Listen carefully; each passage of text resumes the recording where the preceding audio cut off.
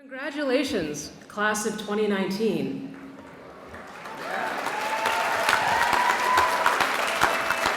You have a lot more cheering to do, so yeah, stay in that space, right?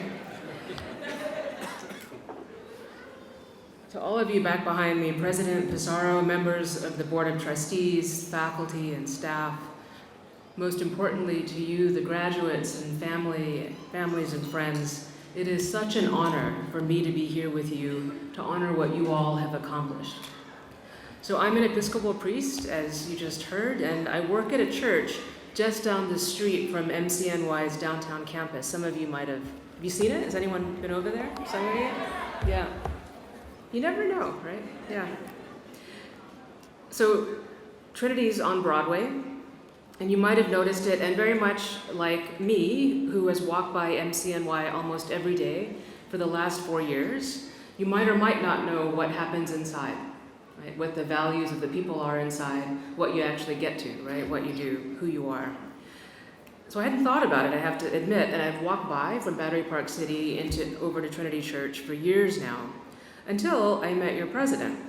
So, and I'll have to admit, I'm a fan. I was really impressed at that first meeting, as I've heard you all have been this year, both about who she is, but also what she told me about the history of your school and your commitments to public service, to purpose, practical experience, problem solving, academic success for every student, and service to this city. Thank God for MCNY.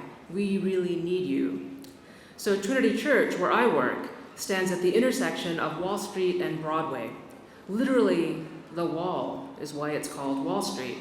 The first European colonists that came to New York built a wall to protect themselves from the locals. The wall is long failed, as all walls do. It is now Wall Street and Broadway, the road that the locals, Native Americans, had developed along Manhattan for travel and trade. They called it the Broad Way, which we now call Broadway. So literally, where this wall that has failed, but this path that has only expanded and continues to today, comes together is where our church stands. What an apt description of the moment in front of all of you, as you decide what you will do with this degree.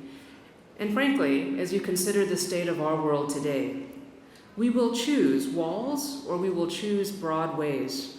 We at Trinity pray at that intersection, at that choice every single day, and we try to do it justice.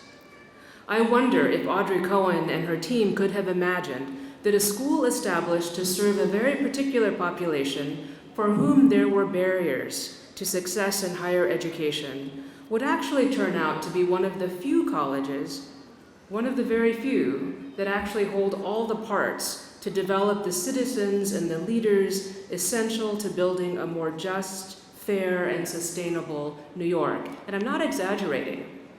You all are the ones that are equipped to do it. And you don't have to limit yourself to New York, but I hope you'll start here. So what I mean by that is not just your cutting-edge, excellent curriculum. That's great. But I mean who you are and what you've brought to it.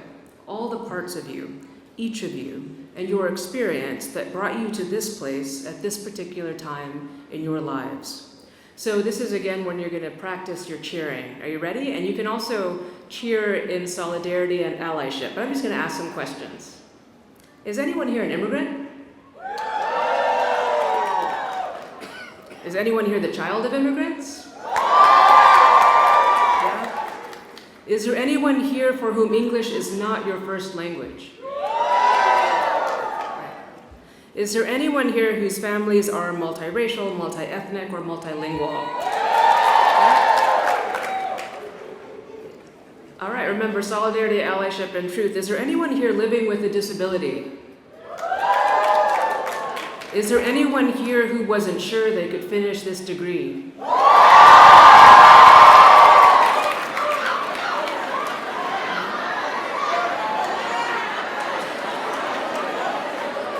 As we say at my church, take your time.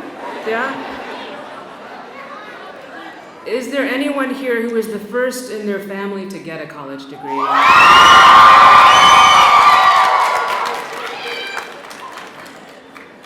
Roughly 30% of Americans have a college degree. Think about that, right?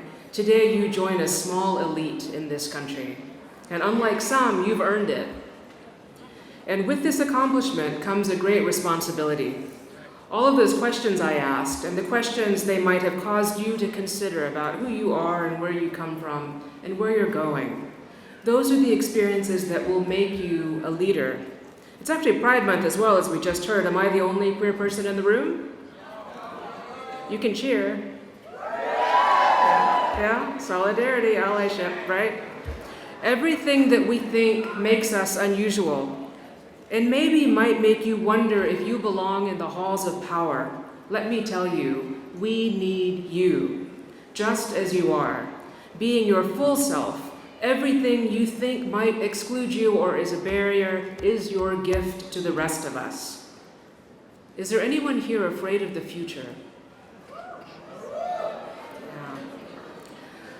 I hope you've learned in your time here that we get to make the future together, all of us. And we cannot let anyone tell us that we will not. We will not be left out.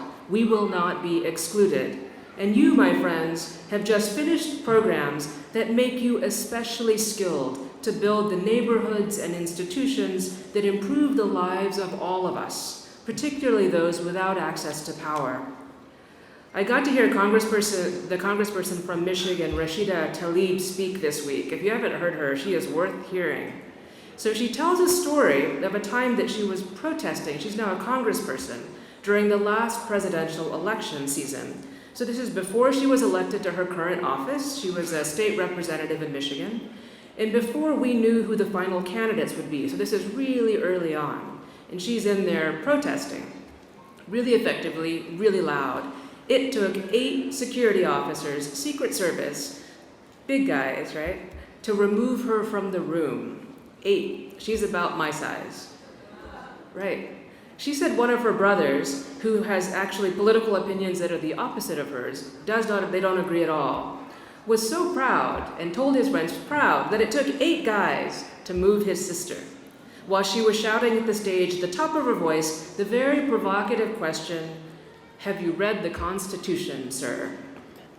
In this time, when our nation is building walls and camps to detain children and families, children seeking asylum, when we are armed to the teeth as a nation and killing one another, and our government refuses to name the problem and solve it, which is their responsibility, we are the ones that must fight for the values that build communities, and those values are access to the vote, healthcare, jobs that pay a living wage, dependable infrastructure so basic and boring as it is, a good education for all, safety from violence and abuse. And you all have the skills to make it happen, and they can't get rid of all of us. So may you be blessed with courage, and as the Bible says, full to the top, pressed down and running over, overflowing courage to fight for what's right. Help us to build the systems that create access and freedom for everyone. Love the people that you have been given to love. In conclusion, live your best life. You deserve it.